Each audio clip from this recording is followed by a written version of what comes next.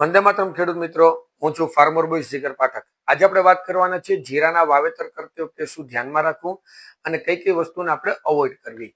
તો સૌથી પહેલા તો આપણે વાત કરીશું જીરાના જે સૌથી ખતરનાક કહી શકાય અને સૌથી નુકસાનકારક કહી શકાય એવા બે રોગ વિશે. એક છે પીળીઓ, જેને આપણે સુકારો પણ કહીએ છીએ, ઉતરક પણ કહીએ છીએ, જેમાં જીરું સુકાઈ જાય છે અને ખેતરનું ખેતર સાફ થઈ જાય છે. અને જ્યારે ઝાકળ આવે છે ત્યારે આપણે જોવા મળે છે કાળી ચરબી. તો આના વિશે ખાસ વાત કરવાનો છું. તો વિડીયોને એન્ડ સુધી જોજો મિત્રો, તમને બહુ ફાયદાકારક થશે એ વાતની મારી શ્યોરિટી છે. હવે સૌથી પહેલા તો આપણે વાત કરીએ બેઝલ ડોઝની. તો બેઝલ ડોઝની અંદર આપણે શક્ય એટલું વધારે ઓર્ગેનિક મેન્યુઅરનો ઉપયોગ કરવો, જેની અંદર સૌથી હાઈ કાર્બન હોય છે. છાણિયું ખાતર કરશો વધારે સારું, અથવા તો ધરતી ગ્રીન મિક્સ ખોળ કમ્પોસ્ટ આવે છે, 1 એકરે 3 થી 5 બેગનો તમે ઉપયોગ કરી શકો છો. સાથે સાથે આપણે પાયાના ખાતરની વાત કરીએ તો શક્ય ત્યાં સુધી 70-30 નો રેશિયો જે આપણે કહેતા આવીએ છીએ એ રેશિયોની અંદર આગળ વધવું, એટલે કે 30% કેમિકલ અને 70% ઓર્ગેનિક મેન્યુઅર. તો એવા કેસની અંદર તમે ડીએપીની જેટલું ખાતરનું પ્રમાણ તમે ડીએપી ઉપયોગ કરો છો, કોઈ જગ્યાએ 1 બેગ એકરે નાખે છે, કોઈ જગ્યાએ 2 નાખે છે, કોઈ જગ્યાએ 3 બી વાપરે છે. તો આવા કેસની અંદર તમારે 70% ડીએપી ને ઘટાડી દેવાનું. 50 કિલો વાપરતા હોય તો 50 કિલોના બદલામાં 15 થી 20 કિલો તમારે 1 એકરે ડીએપી વાપરવું. હવે જે ખાતરની વધારે જરૂર પડશે આવા કેસની અંદર તમે ધરતી ગ્રીન રિપ્લીચ કંપનીનું બાયો એનપીકેનો 1 એકરે 1 થી 2 બેગનો ઉપયોગ કરી શકો છો.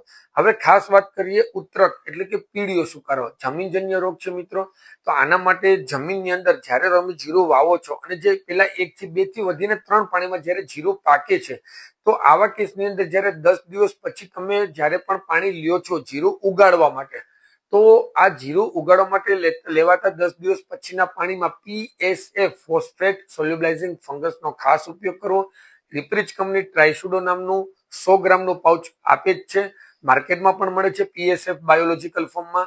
સાથે સાથે વાર્મ કલ્ચર એટલે કે માઇકોરાઇઝા જરૂરથી ઉપયોગ કરવો, જે તમારા વ્હાઇટ રૂટ એટલે કે તંતુમૂળને સારી રીતે ડેવલપ કરી દેશે.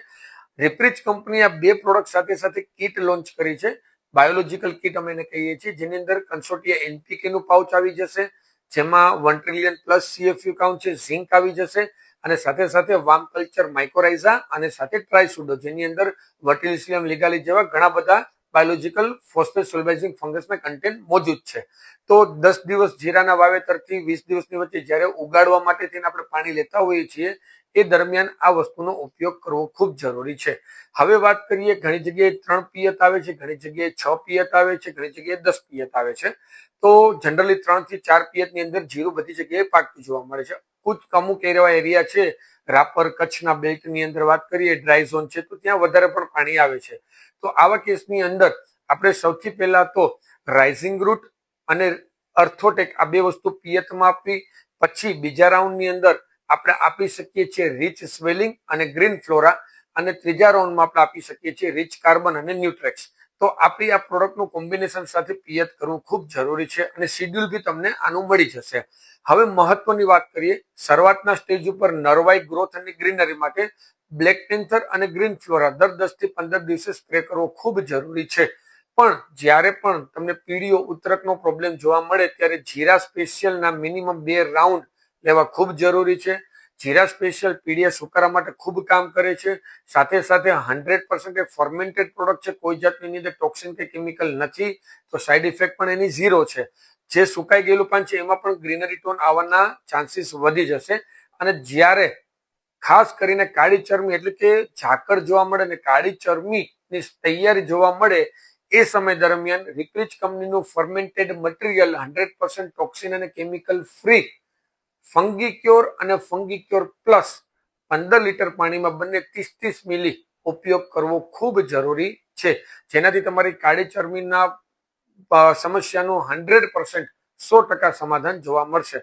જીરા સ્પેશિયલ અને સાથે ફંગીક્યોર ફંગી પ્લસ આ જ્યારે પણ પ્રોડક્ટનો તમે ઉપયોગ કરો છો ત્યારે રિપ્રીચ કંપની જોડે જ એક સ્પ્રે સ્ટિક એટલે કે સ્પ્રેડર ફ્રી ઓફ કોસ્ટ આપે છે, જરૂરથી વાપરજો. એટલે અગર માર્કેટની કોઈ દવા વાપરો છો તો પણ આ સમયમાં સ્પ્રેડર વાપરવું ખૂબ જરૂરી છે. તો આશા છે કે જીરાની જે ટ્રીટમેન્ટની માહિતી તમારે જોઈએ છે એ અહીંયાથી મારા તરફથી મળી ગઈ હશે. પ્રાર્થના કરું છું કે તમારી મહેનત રંગ લાવે અને મબલક ઉત્પાદન આપે અને ખાસ સારામાં સારા ભાવ આવે. બરોબર છે. વંદે માતરમ.